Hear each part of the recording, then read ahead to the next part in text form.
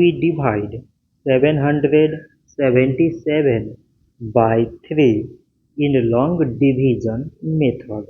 3 times 2 is 6. On subtracting, we get 1. So now we put down the 7 and it is 17. So 3 times 5 is 15. On subtracting, we get 2.